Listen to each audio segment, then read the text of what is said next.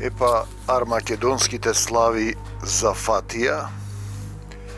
Ја озвучуваме оваа книга Трум за Македонија. Зошто ја озвучувам? Па затоа што ја излеал духот на Таткото Небесен, ја излеал за македонските состојби, испратил луѓе да ви говорат, да ви кажат што треба да се направи, да ви ги отворат причината и последицата на грешките.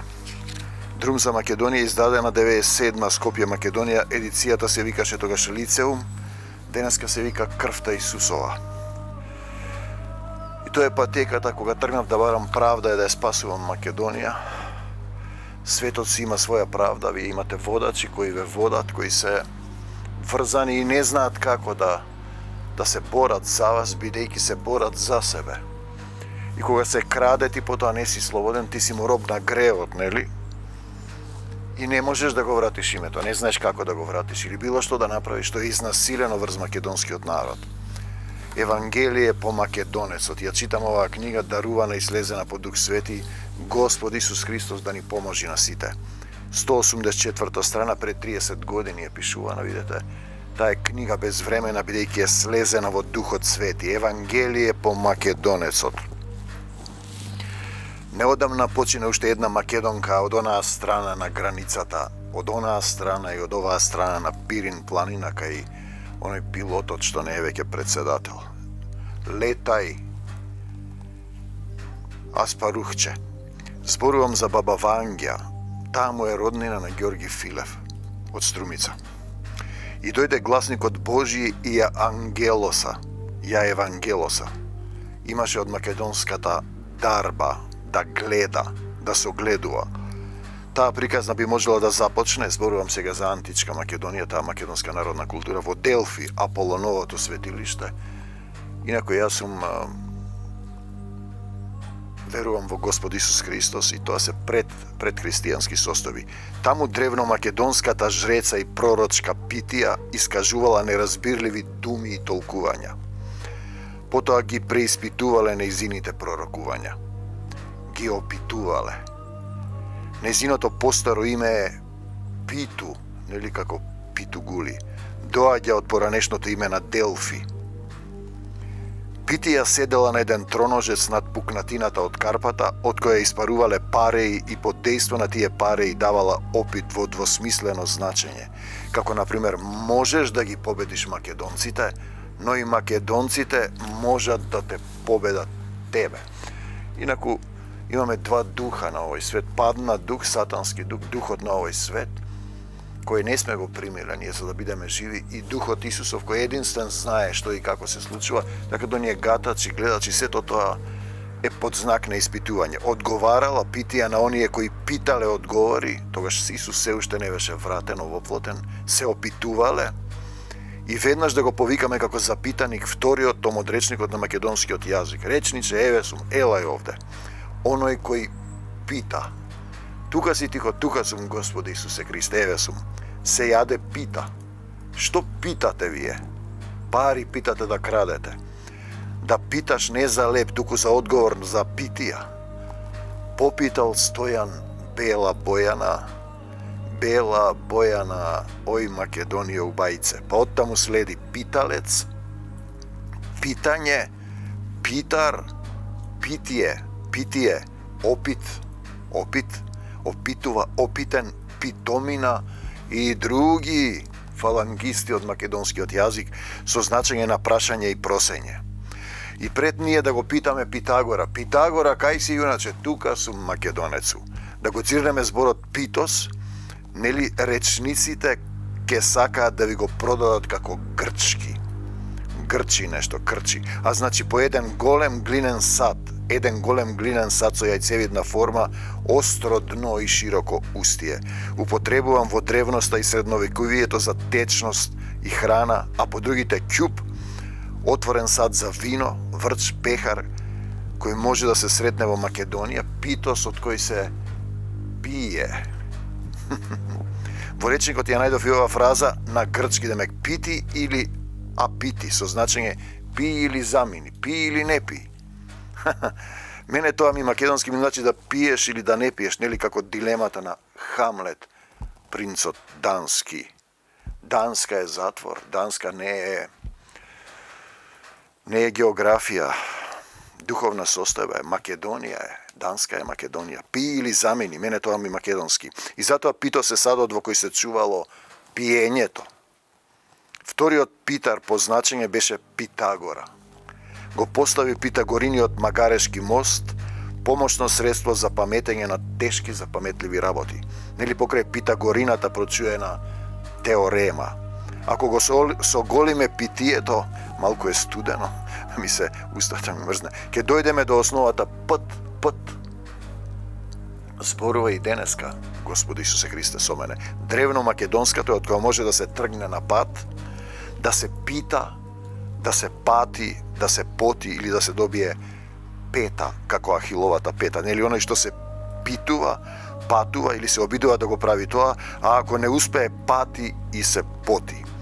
Но и основата пат, нели со изедените вокали, ја има двосмисленоста на патот и потта длабоко во својот корен.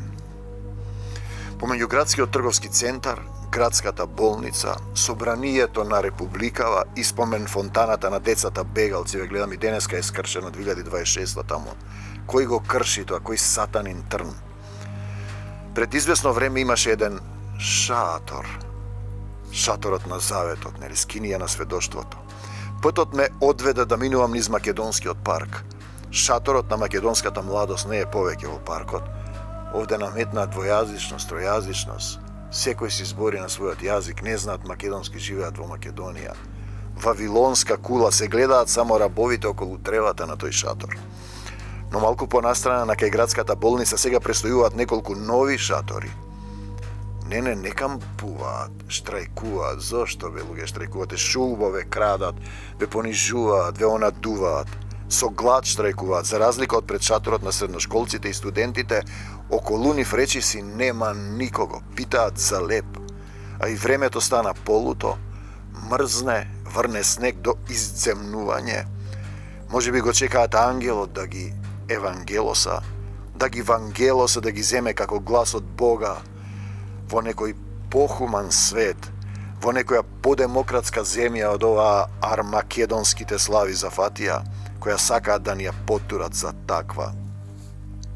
Престојуваат така во тој поранешен парк, парк на жената која се бореше за кого и против кого, заборавени, отпадок од сопствената демократоидница, изграѓаносани, отфрлени, продадени од новите лажни вестители и гласници на Бога, вашите слепи водачи, вангели, социјалдемократоиди, коалиционери, метојовановци, граѓаноиди, пирамидални коалиции, патриоти кои не знаат како да ви го вратат името, првобитни акумулационери на капиталот македонскиот и други ангели. Па ако не знаеш, тргни се да дојде некој што знае.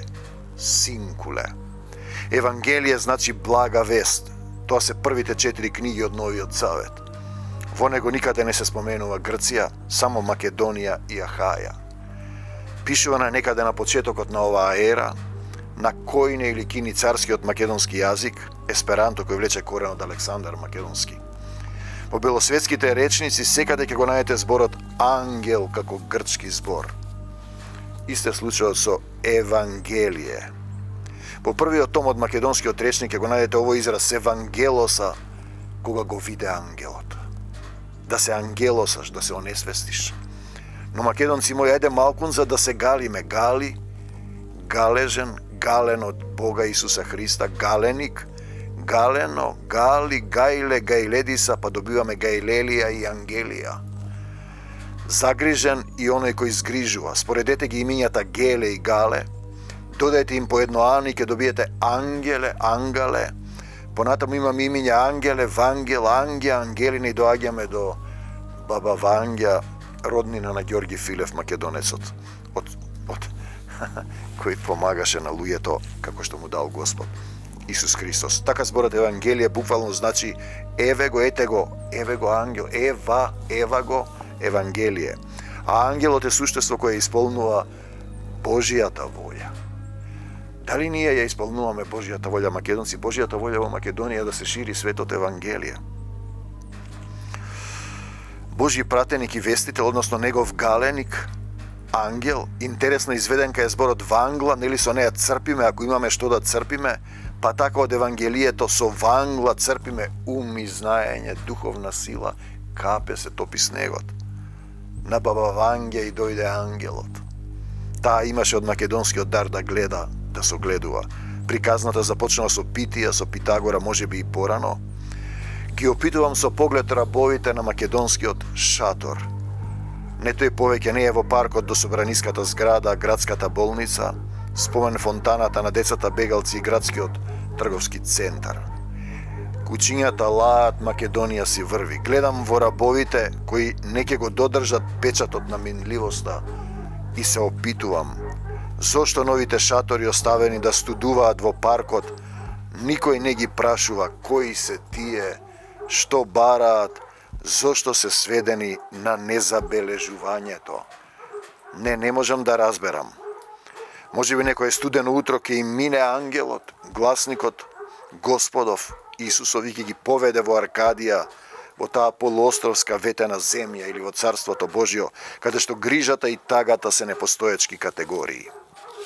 Стојам во македонскиот парк, ми сопре патот телесен, широкиот што води во пропаст. Ги мерам рабовите на однесениот шатор и се опитувам. Од другата страна во некаква зграда пладнуваат оние кои само ни се продаваат за ангели, вангели, евангелисти дека ве водат. Кога слеп ве води, ке паднете во јама, ар македонци мои. Да, македонци мои, неодамна почина уште една македонка од онаа страна на границата. Од оваа страна и од онаа на Пирин планина се македонците. Имаше дел од македонската дарба, Ванѓа.